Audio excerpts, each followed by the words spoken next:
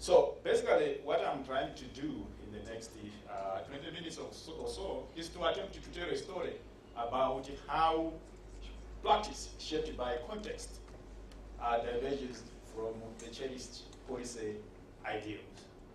And the point of departure is that if we look at the policy and legislative framework of SEED in Malawi, including the elements that are still pending, then as a country we seek to establish a SEED system that is pluralistic, inclusive, and responsive to the needs of the Malawian farmer. So that's certainly a great thing to aspire for. And ultimately, the underlying goal of the Malawi seed system is to ensure consistency, reliability in the supply of quality seed to farmers and support the government to achieve food security, self-sufficiency, and decent export revenue. However, when we try to look on the ground, we discover that these ideals are actually compromised. And in order to understand how they are compromised, there are two significant developments that have affected how the implementation of this grand seed policy and legislative framework has been implemented. And basically, these are the liberalization of the industry in the early 1990s and the implementation of successive input support programs, particularly the Farm Input Subsidy Program, popularly known as FISP, which, as many of you know, brought Malawi on the map as pioneering the implementation of smart subsidies. Now, when all is said and done, what we have in Malawi is a seed industry that is narrowly focused in terms of the underlying product portfolio, and that privileges multinational seed companies. The seed sector in Malawi has been embraced by donors, and basically donors have come in arguing that that's a way to promote private sector involvement in the agricultural sector, because the whole idea is that government has to move out and the private sector has to lead developments in the agricultural sector. Ultimately, the seed sector or system that we have is captured by a wide range of elites, and these have captured it mainly through agro dealerships and seed production. Basically, if we look at who an ideal agro dealer is supposed to be, the expectation is that it is a small, rural-based businessman who must serve the communities in which they reside as a way of facilitating access to productivity-enhancing inputs.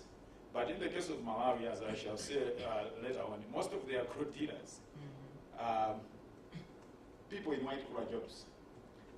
When we were doing the research, we encountered others who were owned by people who were in Afghanistan, others bank managers, etc., etc. So displacing the expectation that this should be based in the localities in which they are operating. So ultimately, we have a seed system that marginally serves the interests of the farmers out there. So what we are arguing in this presentation is that in context, understood as an interaction between politics, incentives, and interests, matter a great deal in determining whether reforms in the seed sector succeed or not. So on the basis of the analysis that we have done, the Malawi experience suggests that often the interests and incentives of domestic elites and international agencies coalesce to produce stagnation, especially if reforms are introduced as signals that ensure that developing countries attain and retain support and legitimacy. If you look at most of the reforms that have been happening in the seed sector, they have been instigated by international agencies. And the whole idea ultimately becomes that they are some supports attached if a country pursues certain reforms. So ultimately, what we have witnessed looking at the Malawi experience is a situation in which there is a coherence of interests between the international agencies and the local domestic elites. And basically, the interaction of these interests have resulted in a situation where the reforms, as expected, have not been successful. Moving on, in terms of trying to understand the seed industry in Malawi, we have to look back at the policy and legislative context. And the point of departure, certainly, is to understand that the seed industry in Malawi is relatively young compared to other countries such as Kenya and Zimbabwe. And one of the reasons that has been given for this is the fact that Malawi, unlike these two other countries that I've talked about, did not experience deeply entrenched white sector capitalism. And as a result, there wasn't demand on the government made to invest in a robust seed industry. And as a result, for a very long time, until 1978, Malawi was dependent on Zimbabwe for seed. So the seed was being imported from Zimbabwe until in 1978, when the World Bank, working in collaboration with FAO, facilitated the formation of the National Seed Company of Malawi. And certainly, the dualistic nature of agriculture in Malawi continued even after independence. And in this context, most of the states were preoccupied with cultivating tobacco, and therefore they did not put pressure on the research system to develop varieties of cereals that would respond to their needs. So, the seed industry in Malawi is regulated by the Seed Act 1988, which has been amended in 1996, specifically to provide for liberalization. And then it was amended again in 2004, but these amendments have not yet been enacted on. The seed industry is further regulated by the 1993 seed policy, which, among other things, emphasizes the importance of a pluralistic and sustainable seed industry. So both the policy and the act are further supplemented by the seed regulations 1994 and the seed declaration of prescribed seed order 1997. So broadly speaking, we have two systems, the formal and the informal seed systems, which are of course served by a wide range of stakeholders. I mean, firstly, we have farmers who save their own seed and are involved in some exchange. Farmer associations, which work with what we call the Association of Smallholder Seed Multiplication Action Group, SMAG. And then there are various NGOs that are involved in seed multiplication projects and relief projects. And then we have local seed companies. And then finally, we have the multinational seed companies. Both the local and the national seed companies have been constituted into what we call the Seed Traders Association of Malawi as a self-regulating body, and this was established in 2004. And basically, seed is distributed through agro-dealers who are basically touted as a mechanism of ensuring that the farmers do access improved seed within easy reach, but more importantly, as a way of catalyzing the involvement of private sector in the agricultural sector. I think there has been essentially a legislative impasse. Most of the regulations or pieces of legislation that were supposed to have been enacted haven't been enacted. The Planned Breeders' Right was drafted in 2007, but it's still stuck in the Ministry of Justice and Constitutional Affairs. The Biodiversity Bill was drafted as early as 2002, but again, it is also stuck in the Ministry of Justice and Constitutional Affairs. We have succeeded to pass the Biosafety Act and Biosafety Regulations and Biosafety Policy of 2007, principally out of the necessity to deal with the hunger crisis. You know, this legislation was pushed through because in 2002, Malawi was facing a serious hunger crisis, and the US had offered GMO maize. So the legislation was put in place to find a way of dealing with the receipt of GMO maize in the country.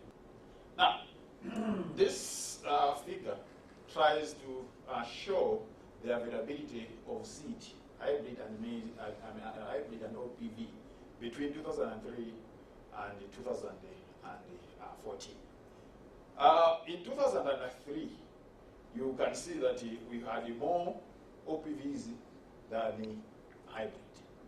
And the reason was very simple, because when the government was implementing Startup Act between 1998 and 2000, the donors argued that that was not sustainable, because as you know, hybrids cannot be recycled. So when they introduced the targeted input program as a way of phasing out from Startup Act, the donors argued that we have to prioritize OPVs, because using OPVs, farmers can recycle for 3 consecutive years. So now, in 2005, the government introduced the FISP, the Farm Input Subsidy Program. And as most of you know, when the government introduced the FISP in 2005, no donor supported it. So the government handled both the fertilizer component and the seed component. And when it was introduced, the government used the OPVs. That's why up to 2007, the OPVs were still dominating the subsidy program. Because for 2 years, the donors did not engage with the program. So when the donors started engaging with the program between 2006 and 2007, we see now a hybrid maize overtaking the OPVs. Yeah, and I will explain what exactly led to this in terms of interest, politics, and incentives. Similarly, when we look at the availability of legume seed, we can see that if we look at groundnuts, beans, and soya, I think the availability was really pathetic. Yet, when the subsidy program started, the donors insisted that the subsidy package should include legumes as a way of diversifying the crop portfolio in Malawi. But that does not immediately happen because the seed companies that supply the subsidy do not engage in the production of OPV, of legumes. The National Breeding Program, as I've already pointed out, is marginalized. But look, from 2009, it changed a little bit in terms of groundnuts and then beans. This was due to the fact that the country decided to have an export strategy that prioritized legumes. But you can see that the situation changed quite dramatically in 2011-2012. This was because the former, your friend, Joyce Banda, introduced a special program on poverty reduction, poverty and hunger reduction. And she focused on the provision of legume seeds. So there were special efforts to import legume seeds in order to meet the demands of the program that she had constituted. So, from what we have discussed so far, it's very clear that as a country we have a seed system that is dominated by hybrid maize. And basically our argument is that this is due to a coincidence of interests between the seed companies, donors, and the government officials, although for different reasons. The donors are obsessed with the promotion of private sector development in the agriculture sector. So basically, they look at the involvement of the seed companies, private seed companies, as a way of doing that, particularly when you look at it in the context of promoting agro dealers. On the other hand, government officials started off with the idea of promoting OPVs because they can be recycled over time. But they changed because they are interested in finding quick fixes to the question of food security. And that's imperative because the legitimacy of a government in Malawi is dependent on its ability to deliver food security. So hybrid maize is seen as one of the ingredients of delivering the food security. And as I pointed out here, the supply of legume seed only dramatically improved after 2012 because of a special presidential initiative on hunger and poverty reduction by former President Pan. So farmers are not still saved better through agro-dealers, since the majority of them are seasonal and linked to FISP. So what it means is that most companies withdraw the seed from the agro-dealers as soon as the FISP season ends. What it means then is that farmers still have to travel long distances, because these agro-dealers are all only available during specific period of the year. So when we are dealing with the policy reforms, it's not simply a question of promoting a preset toolkit of best practices and the blueprints of institutional reforms. I think it is very important to understand the context, particularly with regard to the interaction between formal and informal institutions, because that often produce outcomes that are radically different from those projected in the official documents.